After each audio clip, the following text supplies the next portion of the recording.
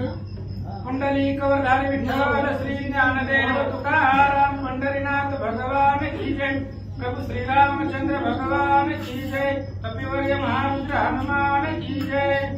श्री गणेशाय नमः, श्री सरस्वती नमः, श्री प्रभु रामचंद्राय नमः। इलवलारी बने जमदाग्नि जीता कमलोद्भव जनाकाय के पूर्व कथा वर देता तयासी सृष्टी करता त्याचे तत्वता न गणिती। कथेचा अनुसंधान आहे गावबा कथा या ठिकाणी सांगताय। अगस्त्य ऋषी भगवंताला बोलू लागली, भगवंताची राक्षस माजली, उन्मत्त झाली आणि त्या असणाऱ्या राक्षसांना कुणी कुणी वर दिलं, कसं कसं झालं त्यांची पूर्वकथा सांगतो ऐका। वरदेव उन्मत्त होणी करते झाले अन्याय ऋषीचा दुःख देऊन याग विध्वंसना पै करती। ब्रह्मदेवाने त्या राक्षसांना वरदान दिल्यामुळं वरदानाच्या बळावरती उन्मत्त झाली, माजली आणि वाईट अशा प्रकारची कर्म करू लागली। महाराज लोकांना, ऋषी लोकांना त्रास देऊ लागली, यागाचं विध्वंसन केलं। ऐसे राक्षस बळे करी विपरीकडे कुमार हाती क्रारी यज्ञ पात्रे स्त्रियांचे सिरी कैलासपुरी ठाकीला।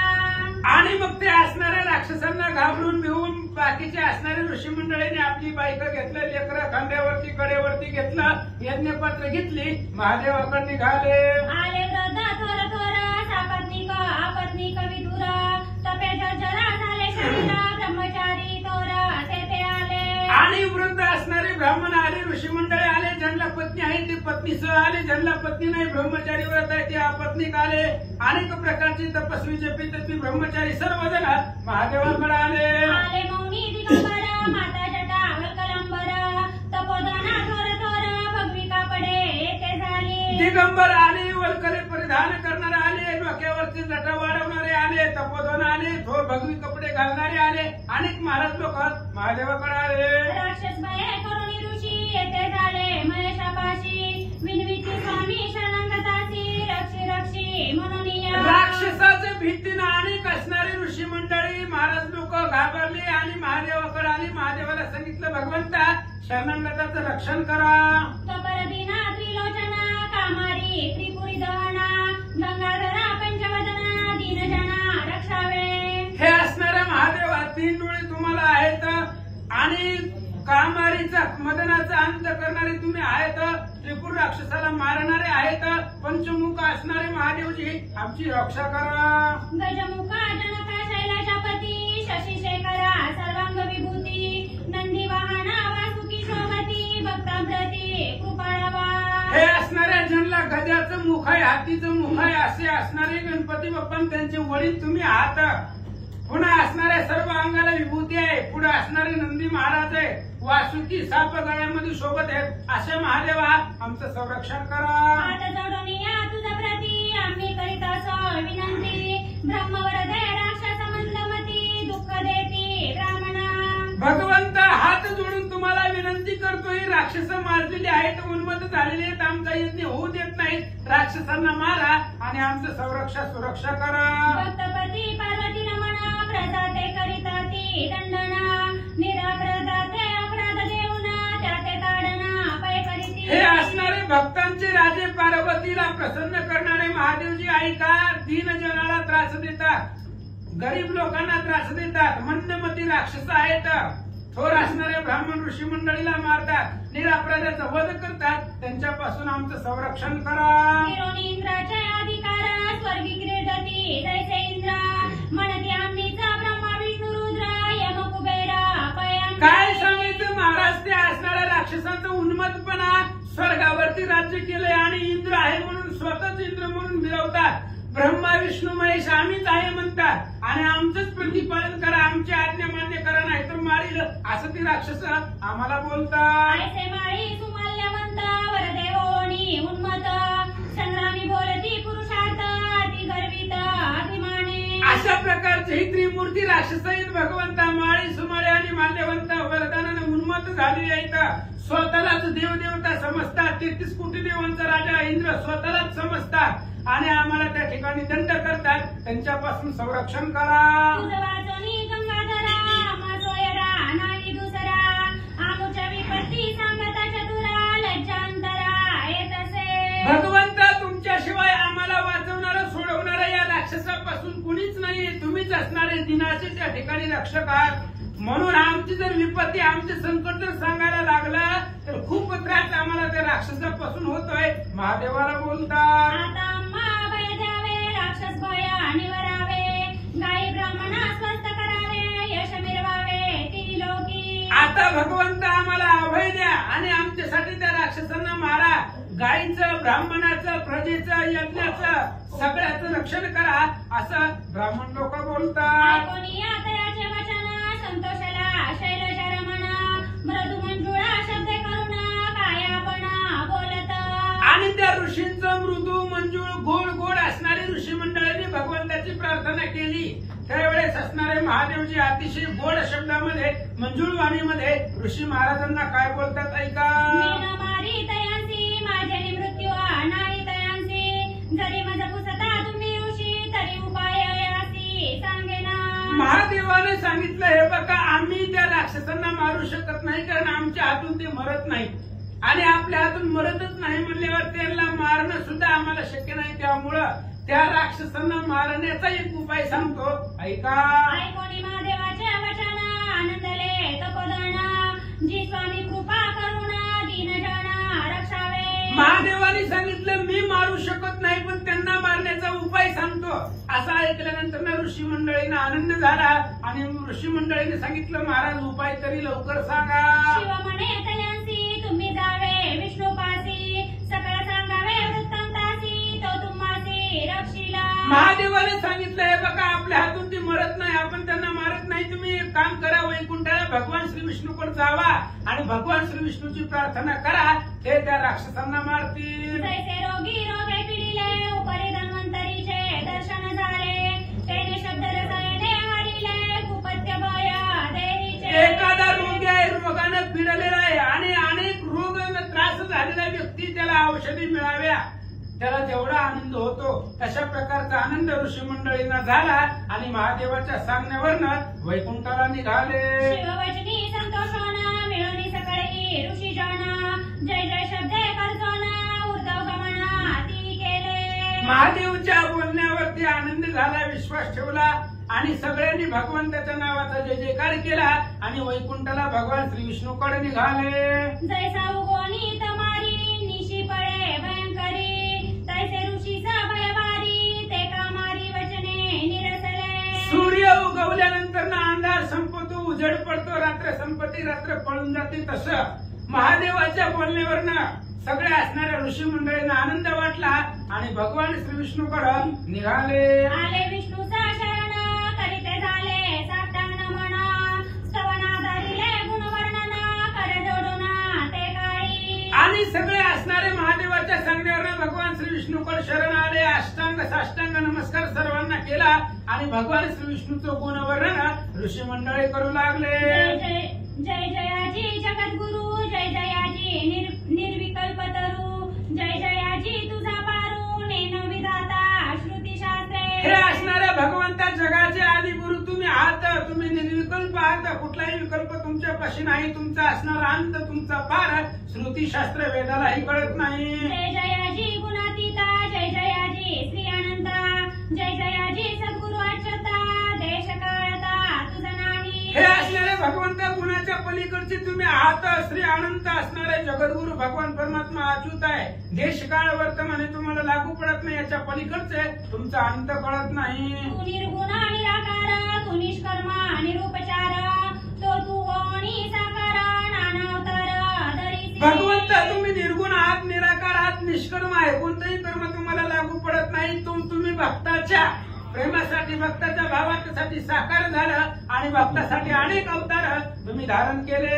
निज सामर्थ्य सृष्टी करी, सृजी पाडी संहारी, तो तुम्ही कशामा रूपे करी, नंदाघरी अवतरसी. भगवंता स्वतःच्या सामर्थ्याने सृष्टीची असणारी उत्पत्ती, स्थिती आणि प्रलय तुमच्याकडे आहे. सृष्टी निर्माण करणं, सांभाळणं आणि लय पावणं हे सगळं कार्य तुम्ही करतात आणि तुम्ही असणारे आदि गुरु जगद्गुरु भगवान परमात्मा नंदाघरी लिकरू होऊन गोकुळात नांदला.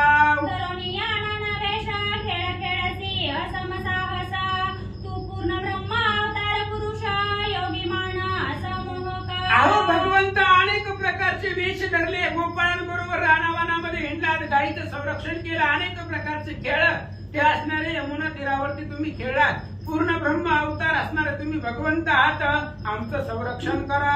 शंखचक्र गदा धरोणी करी घेऊन पितांबराची उत्तरी वैजयंती माळा रुड्या वक्षस्थळावरी द्विज पादउरी वासी. भगवंत हातामध्ये शंख आहे, चक्र आहे, गदा आहे, पितांबर आहे, वैजयंती माळा गळ्यामध्ये आहे आणि असणारे भृगु ऋषींची लात, ती लात हृदयावरती द्विजपाद म्हणून सहन केली. अशा भगवंता आमच्या हाकेसाठी धावा. सुंदर सरळा नासा पुट भोवती भाऊ भाऊ वट चरणी नुपुरांचा गोपाट अंधुनेटे पै गरजे. अतिशय सुंदर तुमचं स्वरूप आहे भगवंता. सरळ असणारा नासिक आहे, भाऊ हाताच्या ठिकाणी भाऊवट आहे, कंकण आहे, पायामध्ये असणारे तोडर आहे आणि त्या असणाऱ्या तोडरांचा कळीकळाला सुद्धा धाक आहे. महाराज लोक बोलू लागले. आयसी सावळी सुनीळ मूर्ती देखोनी ऋषी दंडवट करती म्हणती स्वामी लक्ष्मीपती राक्षसी थोरा गांजिले. अशा प्रकारे सावळे आणि सुनील सुंदर भगवंताची मूर्ती पाहिली आणि मूर्ती पाहिल्यानंतर सगळ्या ऋषी मंडळींनी दंडवत घातला, साष्टांग नमस्कार केला, सांगितलं भगवंत आमचं संरक्षण करा. रजनीच्या रमणसी कोण सुकेश सुमाळीचे संतान ब्रह्मवरदे उन्मत होऊन अन्याय पाया करीती. आणि भगवंता राक्षस कोण माजलेले आहेत असं जर तुम्ही विचारलं तर सुकेश आणि सुमाळी, ह्या सुकेश सुमाळींची मुलं ब्रह्मदेवाच्या वरदानाने उन्मत्त झालेले आहेत आणि अनन्य कर्म वाईट कर्म करू लागले. ऋषीच्या आश्रमा वंगिले यज्ञादी क्रिया विध्वंसू लागले. ऋषीश्वर त्रासित झाले अतिभये करुणिया. आणि भगवंता अनेक असणाऱ्या त्या राक्षसांचे ऋषींचे आश्रम मोडून टाकले, यज्ञ क्रियांचा विध्वंस केला, यज्ञ तोडून फोडून टाकले, अनेक ऋषींना त्रास झाला, म्हणून तुमच्या पायापाशी आलो. तेने भय करी जाण आम्ही आलो तुझा शरणागता भयदान कृपा करुणा पैदी. त्या भीतीनं भगवंता राक्षसाच्या भीतीनं आम्ही तुम्हाला शरण आलेलो आहोत, आमच्यावरती कृपा करा, शरणागताचं संरक्षण करा आणि त्या राक्षसापासून आम्हाला वाचवा. कमळापती राक्षस वसती लंकेप्रती दुर्ग बळे त्रास देती उच्छेदिती देवास. आणि ती एक गुह्य आहे भगवंता, ते असणारे राक्षस लंकेत राहतात. लंका समुद्राच्या मध्यभागी आहे, बेटावरती आहे आणि दुर्गाच्या बळावरती. ते कुणालाही त्या ठिकाणी मानित नाही, तर देवांना त्रास त्या दुर्गाच्या बळानं देतात. लंका दुर्गा अति गुढ बहुता समुद्राचा आगाड गुरुजो गुरुजी यंत्राचा जोड परदळा उघड पैलंका. अतिशय लंका दुर्गा उघड आहे, त्या लंकेमध्ये कोणालाही जाता येत नाही. चारी बाजूने समुद्र आहे, मध्यभागी लंका आहे, त्याच्यामध्ये मोठमोठाली दुर्गा आहे, त्या दुर्गावरती यंत्रगुण आहे. दुसऱ्याला ते असणाऱ्या लंकेशिवाय व्यतिरिक्त कोणालाच त्या लंकेत जाता येणार नाही. लंके माझारी सुकेश पुत्र दुराचारी वरदे उन्मत तयामरी कवनाचे काही न चालीचे. आणि भगवंत अशा प्रकारची दुर्धर लंका आहे, त्या लंकेमध्ये कोणालाही जाता येत नाही. त्या लंकेत सुकेश पुत्र, सुकेशाचा मुलगा तो असणारा राहतोय, अतिशय उन्मत्त झालेला आहे, कोणाचाही तो ऐकत नाही, कोणाला घाबरत नाही, भेट नाही. तयाच्या बेने आम्ही समस्त महादेवापाशी गेलो त्वरित तो म्हणे मी राक्षसा प्रतिपाळित माझे मृत्यू त्या नाही. आणि भगवंता त्या राक्षसाच्या भीतीनं आम्ही महादेवाकडे गेलो, महादेवाची विनंती केली, महादेवाला सांगितलं वाचवा. महादेवाने सांगितलं हे बघा आम्ही वरदान देणारे त्यांना आहे, आम्ही त्या राक्षसांचा प्रतिपाळ करतो, आम्ही राक्षसांना मारू शकत नाही. मी सांगतो उपायासी तुम्ही शरण जा विष्णूसी तेने वचने आम्ही तुझ पासी यथार्थेसी पयालो. महादेवाने सांगितलं आम्ही मारू शकत नाही, पण मारण्याचा उपाय सांगतो, तुम्ही वैकुंठाला भगवान श्री विष्णूकडे जावा. आणि महादेवाच्या सांगण्यावरनं भगवंत आम्ही सर्व तुमच्यापाशी आलो. वाचोनी तारिता आणि नाही जगन्नाथा तू अभय देवनी आता राक्षसांते मारावे. भगवंता तुमच्याशिवाय तारणारा या जगामध्ये सृष्टीमध्ये ब्रह्मांडामध्ये कुणीच नाही, अभय देणारे तुम्हीच आहेत, आमचं संरक्षण करा, आम्हाला वाचवा.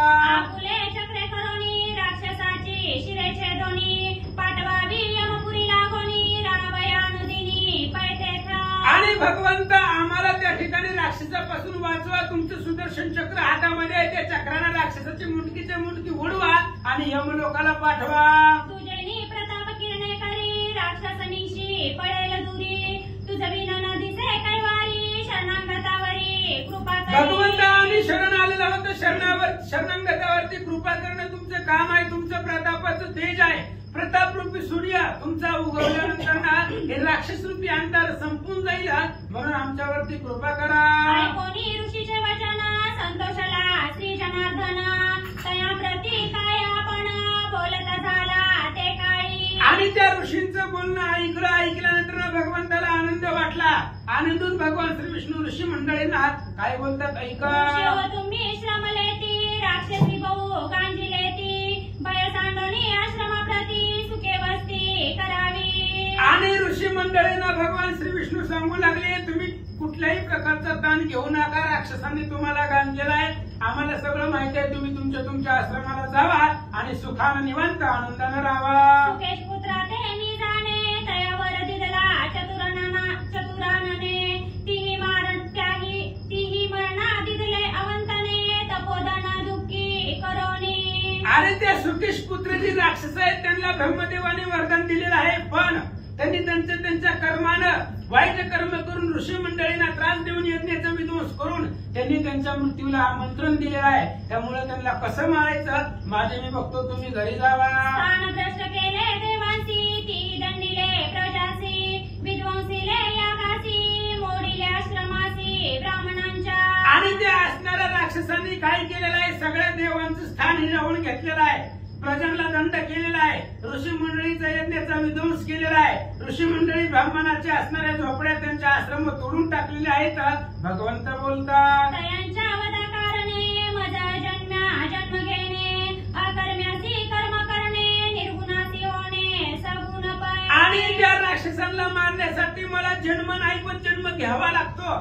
मला कर्म करा, मी अकर्म आहे, कोणतंही कर्म करत नाही, पण राक्षसांना मारणं त्यांच्यासाठी हे कर्म करावं लागतं. मी निर्गुण परब्रह्म आहे, पण मला भक्ताच्या संरक्षणासाठी सगुण व्हावं लागतं. भगवंत बोलतात, तुम्ही जावे आश्रमाप्रती स्वधर्म कर्म करा मज प्रीत्यार्थी सर्वभूती दया शांती येणे यश कीर्ती होय तुम्ही. ऋषी मंडळी तुम्ही तुमच्या आश्रमाला जावा, तुमचं स्वधर्म यज्ञ क्रिया काय असेल ती करा, सर्व भूतावरती दया करा आणि माझ्या प्राप्तीसाठी माझं स्मरण करा. तुम्हाला ब्रह्मांडामध्ये यश कीर्ती मिळेल. कोणी श्री विष्णूचे वचन ऋषी शिरी मंदोनी जाण जय जय शब्दे प्रदक्षिण गर्जना करून निघाले. भगवान श्री विष्णूचं बोलणं ऐकल्यानंतर ऋषी मंडळींना आनंद वाटला आणि भगवंताच्या नावाचा जय जयकार करत आपल्या आश्रमाला निघाले. ते गुप्त होते राक्षस दूत ते माल्यवंत्या प्रती सांगत माल्यवंते बंधू त्वरित तयासी वृत्तांत जाणविला. आणि या ब्राह्मणाचा ऋषी मंडळीचा भगवान श्री विष्णूचा संवाद त्या माल्यवंताच्या एका गुप्त दूतानं ऐकल्याबरोबर लगेच त्यानं माल्यवंताकडे गेला. माल्यवंताने आपापले भाऊ बोलवले आणि मिटिंग घेतली. ऐका बंधू स्वजन हो देव ऋषीचा मिळून समुदाय तिन्ही प्रार्थीला कैलास राव त्रिनेत्र महादेव गिरिजापती. माल्यवंतानं आपल्या भावाला सोबत घेतलं आणि सगळेजण एकत्र होऊन बसले. म्हणले ऐका, सगळे असणारे ही जे काय ऋषी मंडळ आहे ती महादेवाकडे गेली होती. महादेवानं त्यांना विष्णूकडे पाठवलेलं आहे आणि आपल्या मरणाचं आपल्याला मारण्याचं प्लॅनिंग देव लोक करतात असं माल्यवंत आपल्या भावाला बोलू लागला. ऋषी म्हणती महादेवाची राक्षस भये क्षिती झाली क्लेशी तुम्ही वदावे तयांसी म्हणून पायांसी लागले. आणि माल्यवंत आपल्या भावाला सांगू लागला ती ऋषी मंडळी आपल्याला घाबरून महादेवाकडे गेली, महादेवाच्या पाया पडू लागली. महादेवाला सांगितलं ती राक्षस बहुत उन्मत्त झालेला आहे, ते त्या राक्षसापासून आम्हाला वाचवा असं सांगत होते. महादेव म्हणे तया प्रती माझे स्थापित राक्षसासती माझे निहाते न मरती शीघ्र विष्णू प्रती तुम्ही जावे. आणि तो असणारा माल्यवंत मीटिंग मध्ये बोलू लागला. महादेवाने त्या ऋषीला असं सांगितलं की राक्षसांची स्थापना त्यांना वरदान आम्हीच दिलेली आहे, राक्षसांचा प्रतिपाळ आम्ही करतो, आम्ही त्यांना मारू शकत नाही. त्यांना मारण्यासाठी तुम्ही भगवान श्री विष्णूकडे जावा. तुम्ही विष्णू जावे शरण तो जाणे भविष्य वर्तमान हे जगतया अधीन तो स्वामी पूर्ण विश्वाचा. महादेवाने ऋषी मंडळींना सांगितलं तुम्ही भगवान श्री विष्णूकडे जावा, भूत भविष्य वर्तमान सर्वही जाणे रघुनंदन. भगवान परमात्मा आहे, तो विश्वाचा आत्मा आहे, सगळ्या देवांचाही देव आहे, त्याला सगळं माहित आहे. तुम्ही त्याच्याकडे जावा. समस्त मिळून आले तिथे येत तैसेच तुम्ही जावे तेत तो भक्त कृपाळू अनंत उभय देत भक्तांसी. वैकुंठाला आले तसंच सगळे म्हणून तुम्ही वैकुंठाला भगवान श्री विष्णूकडे जावा. तो भक्त कृपळ आहे, भक्ताच्या हाकेला लगेच धावतो, तुम्हाला अभय देईल, तुमचं संरक्षण करेल. महादेवजी सांगतात सकाळी विलोनी ऋषी ते गेले श्री विष्णुपासी, म्हणती सुकेश पुत्री अंबासी, अति त्रासासी तिथले. महादेवाच्या सांगण्यावरनं सगळे असणारे ऋषी लगेच वैकुंठाला भगवान श्री विष्णूकडे गेले आणि श्री विष्णूला सांगितलं ते असणारे सुकेशाचे पुत्र त्यांनी आम्हाला त्रास दिला. तयांचे वचन ऐकोनी विष्णू बोले हास्यवदन, मज ठावे तयांचे उद्भटपण, करीन निर्दयन त्या तया. ऋषी मंडळीचं बोलणं भगवान श्री विष्णूने ऐकलं आणि श्री विष्णूने सांगितलं त्या ऋषी मंडळींना तुम्ही कुठल्याही प्रकारचा त्रास घेऊ नका, तुम्ही तुमच्या आश्रमाला जावा, त्या राक्षसांना कसं मारायचं माझं मी बघतो, असं तो मीटिंग मध्ये तो माळी बोलू लागला. ती मर्यादा सांडिली ब्रह्मवरदे भुली पडली, मी करीन तयांची रांगोळी, तुम्ही सुखास मेळी नांदावे. आणि त्या राक्षसांना मर्यादा सोडली आहे, ब्रह्मदेवाच्या वरदानाने त्यांनी असणारे भूल पडलेली आहे, चांगला वाईट याचा विचार करत नाही, म्हणून तुम्ही तुमच्या आश्रमामध्ये सुखाने राहा, त्या राक्षसांना मी मारतो, असं भगवान श्री विष्णूनं त्या ऋषी मंडळींना सांगितलं विष्णू होतं. आज्ञा घेऊनी देव ऋषी समस्त मिळवणी, प्रवेश ते झाले स्वस्थानी, ऐसी करणी केली देवी. आणि भगवान श्री विष्णूची आज्ञा घेऊन सगळे असणारे देव ऋषी मंडळी ब्राह्मण लोक आपापल्या आश्रमाला गेले आणि अशा प्रकारचं तिथं सगळं वैकुंठावरती एवढं सगळं चर्चा झाली, असं माल्यवंत आपल्या भावाला सांगू लागला. यासी काय की जे उपाव, जेने वश होतील देव, मिळवणी राक्षस समुदाव, विचार स्वयंमेवा करीते झाले. आणि माल्यवंतानं आपल्या भावाला बोलवलं, म्हणले हे बघा असं त्यांचं वैकुंठामध्ये ठरलं, मग बघा काय करायचं,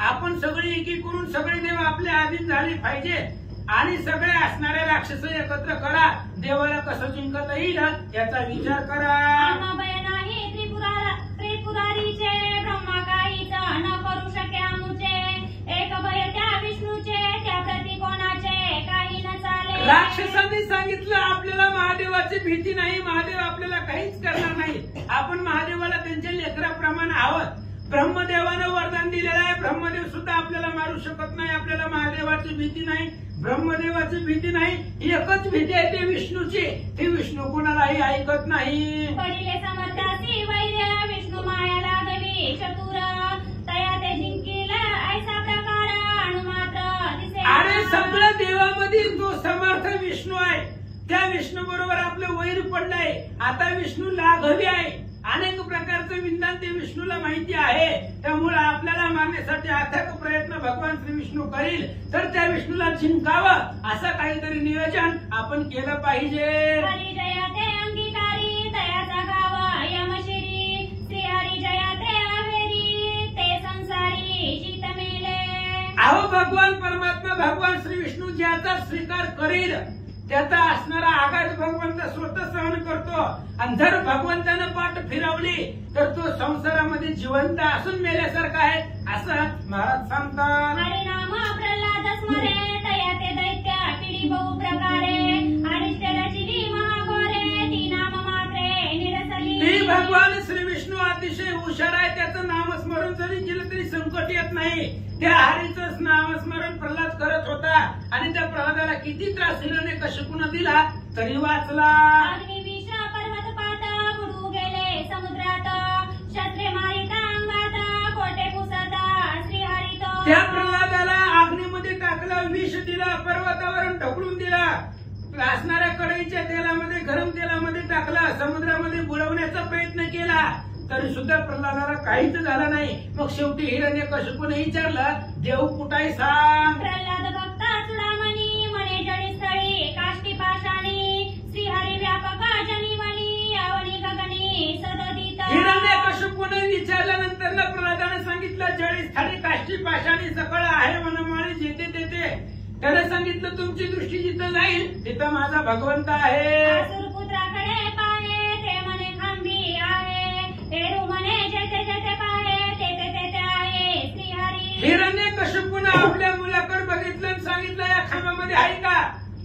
प्रल्हादाने सांगितलं खांबामध्ये सुद्धा आहे, तुमची दृष्टी जिथं जाईल तिथं माझा असणारा भगवंत श्रीहरी आहे, असं प्रल्हादाने सांगितलं. दैत्य गदा काढोनी, खांबा हाणिली, क्रोधे करुणी, तव प्रकटला सिंहवदना,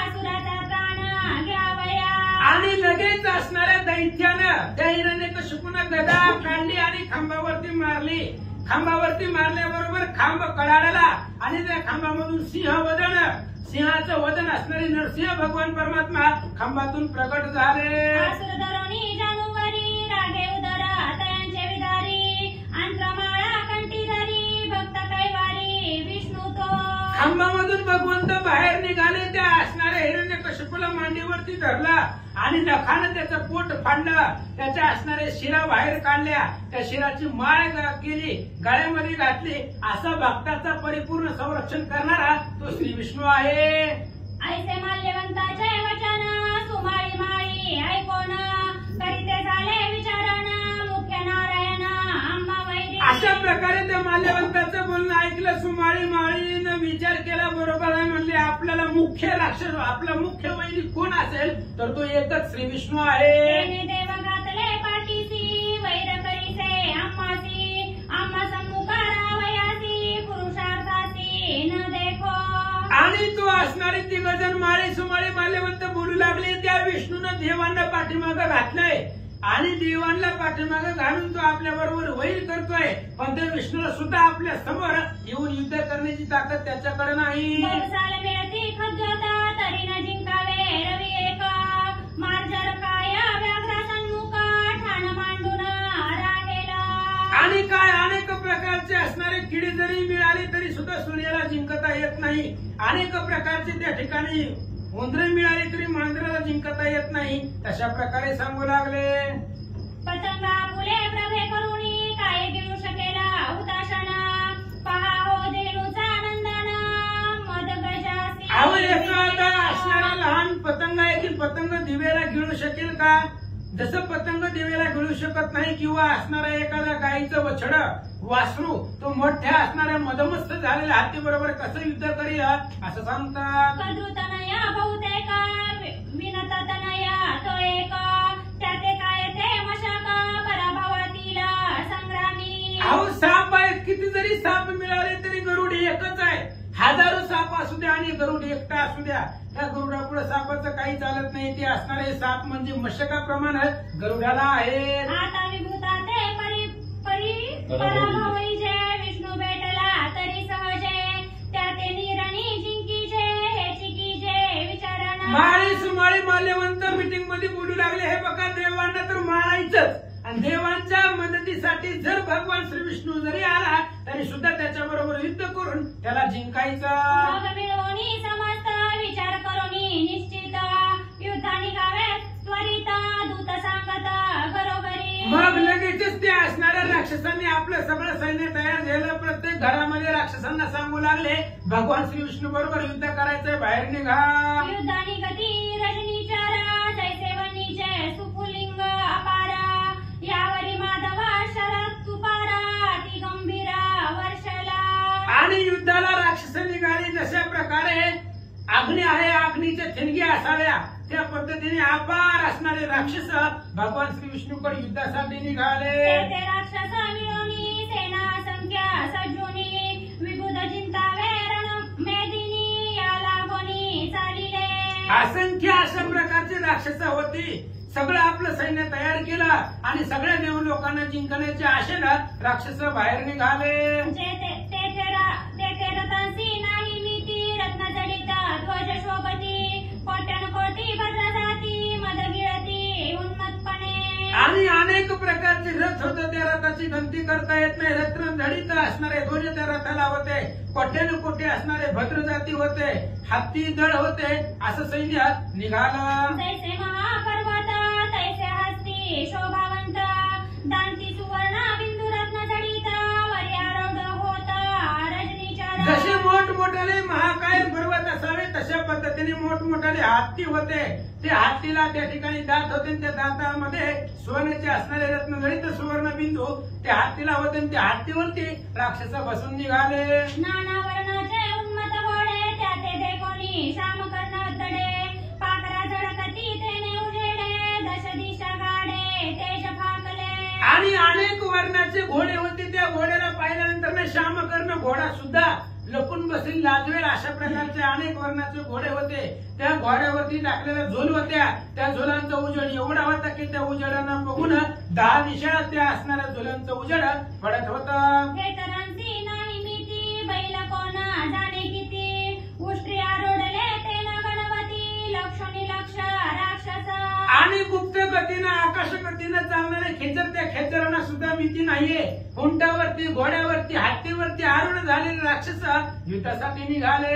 शिशुमारी एक वळंगण एकाशी सर्प वाहन एक मगरी आरूढ जाण एक वाहन कच्छप. एक माशावर बसलं एक सापावर बसलं एक मगरीवर बसलं एक कासवावर बसलं निघाले.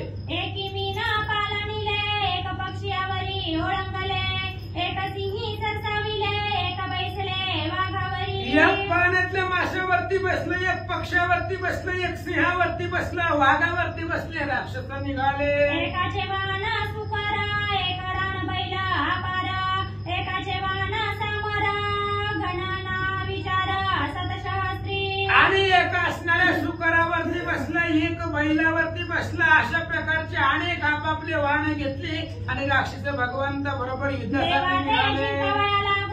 त्याजिते झाले लंका भुवन अंगी बळाचा अभिमान राक्षस गण निघाले. सगळ्या देवलोकांना जिंकण्याचा आशा मनामध्ये होती म्हणून बळाचा अभिमान राक्षसापाशी होता आणि त्या अभिमानानं देवांना जिंकण्यासाठी राक्षस लंकेच्या बाहेर आले.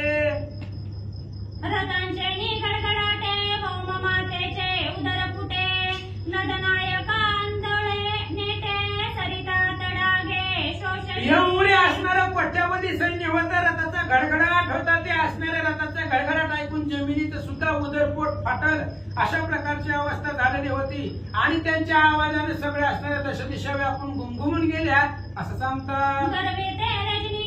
रजनीचार हाती कात्या त्रिशूळ तोमर एकी घेतले लवडी चक्र एकांचे कटार पाय. अतिशय गर्वानं मजलेली उन्मत्त झालेली ती राक्षस होती. हातामध्ये कात्या होता त्रिशूळ होता गदा होती पट्टीश होती परीघ होतं असं शस्त्रास्त्र घेऊन निघाले. एका हाती धनुष्यबाण एकी पर्वत शिळापाषाण एकी पादपा उकडून एकी गोपना घेतल्या. एकाच्या हातामध्ये धनुष्य बाण आहे एकाच्या हातामध्ये दगड आहेत एकाच्या हातामध्ये पर्वत आहे एकाच्या हातामध्ये झाड आहेत एकाच्या हातामध्ये गोपन आहेत निघाले. रणमध्ये ते सुरारी चालिले लंके बाहेरी एक उडाले अंबरी एक अंतराळी चालिले. रणाच्या मधानं उन्मत्त झालेले राक्षस होते. लंकेच्या बाहेर आले आकाशामध्ये उड्डाण केलं. कोणी आकाशातून चाललं कोणी चालत चाललं कोणी गुप्त गतीनं कोणी खेचर गतीनं भगवंताकडे निघालं. लंका सांडोनी माघारी राक्षस आले नगरा बाहेरी गर्जना केली निशाचरी नादांबरी न समये. आणि त्या राक्षसांनी लंका बाहेर सोडली. लंका सोडून पुढे निघाले आणि लंका नगरीच्या बाहेर राक्षस आले. आल्याबरोबर त्यांनी एवढी गर्जना केली आकाशामध्ये आवाज घुमघुमू लागला. रजनीचारा चालेले पवन वेगावून थोरा तर पुढे अपशकुन घोर वीर दुर्धर देखते झाले. अतिशय आनंदानं राक्षस युद्धासाठी निघालेले होते. वाऱ्याच्या वेगाला पाठीमागे टाकून राक्षस जात होते. जात असताना भगवंताबरोबर युद्धाला जात असताना राक्षसांना अपशकुन लागले. ऐका लंकेसारखी दुसरी लंका माड्या गोपुरे अट्टालिका व्याम मार्गी विशारद एका रूप भयानक देखिले. आणि त्यांनी लंका सोडून पुढे आले होते. पुढे गेल्यानंतर लंकेसारखं दुसरी लंका त्या राक्षसांना दिसली. मग त्या लंकेमध्ये माड्या होत्या गोपुऱ्या होत्या अशा प्रकारचा विशाळ नगर त्यांना अपशकुनाच्या रूपातून दिसू लागलं. भूमी अंतरिक्ष व्यापिले दिसे काळासारखी मूर्ती उग्र भासे माता शिराती नसे हाते वेष्टीत असे भुजंते. आणि पाहिलं गेलं त्यांनी जमीन आणि संपूर्ण जमीन आकाशाने व्यापून टाकलेली आहे. काळासारखी मूर्ती पुढे उभा आहे आणि त्या मूर्तीला शिर नाहीये. असणारे फक्त बिगर शिराची मूर्ती काळी सावळी असणारे त्या असणाऱ्या मूर्तीची छाया बघू लागले. ऐका उत्पात होती दारुण तप्त रक्ते पडे प्रजन्य माझी अस्तीचा वर्षावधान मेघ दारुण ओढला. भयंकर अशा प्रकारचे उत्पात भूकंप होऊ लागले. तप्त अशा प्रकारे रक्ताचा पाऊस पडू लागला. हाडाचा वर्षा आकाशामधून होऊ लागला. अशा प्रकारच्या अपशकुन राक्षसांना दिसू लागले. मर्यादेते महेंद्र डोलविती माते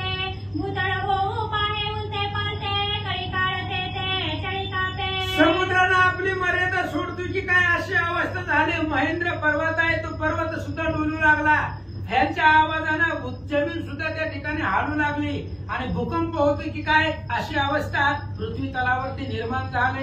कोटी भूतावळी मिळाली तया काळी एका रोळी तयवेळी मेघासारिख्या पैदेती. 3.5 कोटी भूतावळे त्या ठिकाणी जमा झाले, एकत्र झाले आणि वेगवेगळे असणारे भूतावळे आले, मोठमोठ्याने आरोळी देऊ लागले. तसं मेघामध्ये विजा चमकाव्या, विजाचा कडकडाट लखलखाट व्हावा तशा प्रकारच्या आरोळ्या या असणाऱ्या भूतावळे देऊ लागल्या. गोंधळी नाचती एक विकट मुख पसरिती एक खावे पळमणती एक धाविती वाकुल्या. त्या युद्धाच्या गोंधळामध्ये कोणी नाचू लागले, कोणी भयंकर अशा प्रकारचे तोंड पसरू लागले, एकमेकांना खाऊ म्हणू लागले.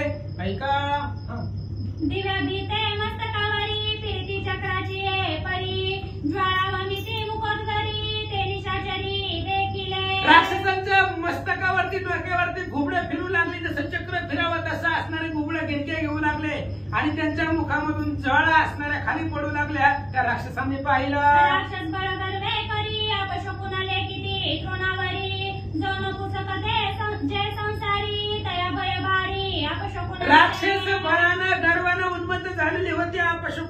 अपशकुनांना ते मानित नव्हते. अपशकुनांना भेद कोण होते, जे निर्बळ होते, बलवान राक्षस हे काही मान करत नव्हते. काळपाशे करी विभुदाधारी बांधिले पशु दावणी भितारी पतंग जैसा दीपावरी मरणोन्मत होनिया.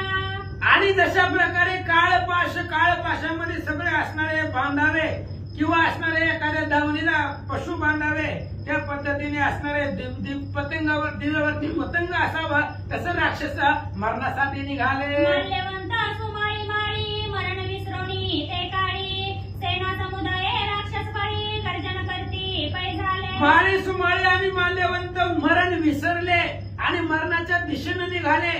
मरण विसरून मरणाच्या वाटेला राक्षस चालले. राक्षसेंद्र झाला पुढे मागे पुढे दळगाडे जैसे सामर्थ्य श्रेय भ्याडे मार्ग पडी पाडे क्रमिती. राक्षसांचा राजा असणारे ही 3 जण होते. ती 3 जण पुढे निघाली, बाकीचं दळ संपत्ती पाठीमागं निघाली. समर्थ पाठीमागं चालावा आणि त्याच्या पाठीमागं घाबरणारी निघावी तशी राक्षस भगवंताकडे निघाले. तैसा राक्षस परिवारासहित मृत प्राणी यमपुरा जात कन्यात राक्षसा. जसा एखादा दानवीर असावा, दाता असावा, दानशूर असावा आणि त्याच्याबरोबर मागणारे याचक यावे, त्या पद्धतीने या तिघांच्या बळावरती राक्षस मरणाच्या नगरीला यमपुरीला निघाले. उपरी मार्गी सिंहनाद करी क्रमीला मार्ग क्षणामाधारी विश्वात्माहारी ते अशा प्रकारे आक्रमण करत करत गगनाचं त्या ठिकाणी उल्लंघन करत मनाला पाठीमागे टाकून राक्षस निघाले. जात असताना मार्गामध्ये मोठमोठ्याने गर्जना करू लागले. ज्या ठिकाणी भगवान परमात्मा विष्णूचं वास्तव्य होतं त्या वैकुंठापर्यंत आले. सांगती विष्णूची राक्षस आले युद्धाची ऐकोनी संतोषला ऋषिकेशी आनंद मानसी हो संदेश. भगवान श्री विष्णूच्या दूतांनी सांगितलं भगवंता राक्षस युद्धासाठी आले. भगवान श्री विष्णूला आनंद वाटला, म्हणले आता ही निश्चितच मरतील. म्हणून भगवंत काय करतात, त्वरित उठला वेद कवच अंगिल्याला ते जे दिनमणी लोपला दश दिशा पडिल्या उजे. आणि भगवान परमात्मा राक्षसांनी सांगितल्याबरोबर भगवंत उठले. उठल्याबरोबर अभिज्ञ अशा प्रकारचं कवच अंगामध्ये घातलं. त्या कवचाचं एवढं तेज होतं, दिवसा सुद्धा सूर्य लपून जाईल एवढा प्रकाश त्या कवचाचा होता.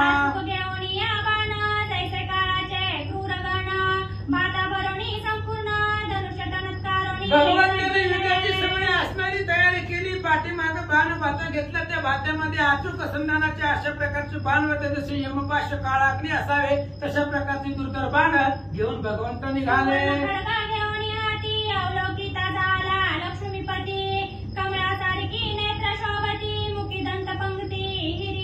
सोन्याची तलवार भगवंतानं हातामध्ये घेतलेली आहे आणि कमळासारखं ज्याचं नेत्र आहेत असा असणारा भगवान परमात्मा. भगवंतानी ओठ उघडले, दात जर दिसले तर हिऱ्यांच्या पंक्तीच्या पंक्ती असाव्या तशा प्रकारचे दात भगवंताचे जळत होते.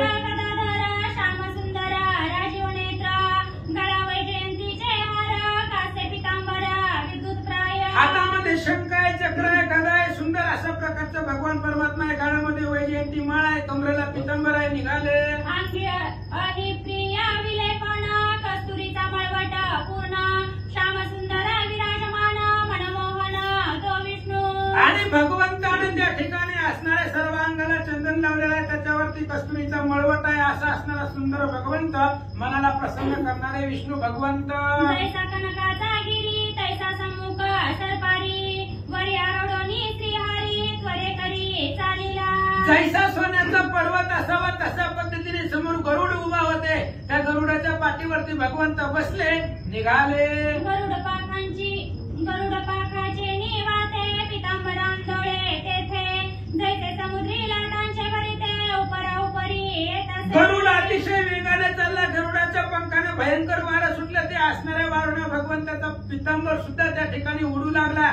समुद्राचं पाणी आकाशापर्यंत उसळलं. अशा वेगानं गरुडजी निघाले. राक्षस वधवया कारणे अवतार धरिला नारायणे देवांचे भय निवारणे सुखी करणे त्रैलोक्य. राक्षसांना मारण्यासाठी भगवान परमात्म्यानं अवतार धरलेला आहे. देवांची भीती घालवण्यासाठी, त्रैलोक्याला सुख करण्यासाठी, त्रैलोक्यामध्ये आनंद निर्माण करण्यासाठी भगवंत निघाले. देव आनंदात एक पुष्प वर्षावा करीत एक पवाडे गात एक नाचत स्वानंदे. स्वर्गी देवांना आनंद वाटू लागला. भगवंताच्या डोक्यावरती फुलांचा वर्षाव करू लागला. कोणी भगवंताचं वर्णन करू लागला, कोणी कीर्ती गाऊ लागले, नाचू लागले. एक ऐसा तो राक्षसारी निघाला ती त्वरे करी ते रूप देखोनी निशाचरी रानभरी पै झाले. राक्षसाचा अंत करणारा भगवान श्री विष्णू अशा प्रकारे अतिशय त्वरेने मनाला गरुडाला वेगाला पाठीमागे टाकून भगवंत निघाले. राक्षसांनी बघितलं, घाबरले. एक भय थरथरा कापत एक सरसे ससावत एक धैर्य धरुणी राहत शास्त्रे वसत अमित. भगवंताचं स्वरूप पाहिलं, राक्षस थर थर कापू लागले. ते धीट होते, त्यांनी हातामध्ये शस्त्रास्त्र घेतलं, धैर्य धरलं आणि भगवंतावरती बाणांचा वर्षाव करू लागले. राक्षस शस्त्रे अति तीक्ष्ण मेदमांसे रक्त जाण जैसे वसंती पालाश पुष्पे करुणा तैसे बाण वर्षिले. आणि राक्षसाचे शस्त्र अतिशय तीक्ष्ण होते आणि त्यांनी बाण सोडले. जशा प्रकारे वसंत ऋतूमध्ये फुलांना भर यावा, पलाश असणारे पलाशासारखी फळं पुष्प दिसावी, तशा पद्धतीचे बाण त्या बाणाचा वर्षाव करू लागले. अगणित सोडोनी बाण श्रीहरी वेडीला जैसा पर्वत पर्जन्य लाग वेग करिता दारुणा वेग गर्जना करिता ती. अगणित ज्याची गणता करता येत नाही अशा प्रकारचे भगवंतानी बाण, राक्षसांनी बाण सोडले. त्या बाणाने भगवंताला वेढा टाकला. तशा पावसाच्या धारा असावे असे राक्षसांचे बाण भगवंता भोवती आले. सिंहनादे देती आरोळी हात घासती भूतळी म्हणती बळी रे बळी भिडाये काळी अवघेळी. मोठमोठीने गर्जना करू लागले, हाताला हात एकमेकाला टाळे देऊ लागले. म्हणले आपण बलवान आहेत. भगवान श्री विष्णूला वेढला. राक्षसी श्रीहरी वेडीला एक म्हणती पुरा झाला एक म्हणती अजून आला उरी कोटे असेल. असंख्य बाणाचा वर्षाव केला होता. सगळे असणारे भगवान श्री विष्णूच्या अवतीभोवती बाण होते. राक्षसांना वाटलं या बाणाच्या खाली भगवंताला पूर्ण परिपूर्ण वेढा घातला. पुढे कथा निरूपण परमा श्रीहरीचे चरित्र नाम अगस्ती संगे ऐके श्रीराम कथा धर्म अवधारा. पुढे अतिशय सुंदर कथा आहे. भगवंताचे चरित्र आहे. भगवान श्री विष्णू निघालेले आहेत. आता या 3 राक्षसांचा वध भगवंत कसं करतील ऐका. एका जनार्दना शरण श्रीरामे उत्तरकांड पावन वदनी वक्ता श्री जनार्दन कथानुसंधान अतिरम्य. ग्रंथ करते गावबा काका जनार्दन स्वामीला एकनाथ महाराजांना शरण जाऊन सांगतात. उत्तरकांड अतिशय गहन आहे. सुंदर अशा प्रकारची पावन कथा आहे. वधून घेणारा भगवान परमात्मा आमचे श्री गुरु माऊली आहेत. ऐका. श्री भावार्थ रामायणे उत्तर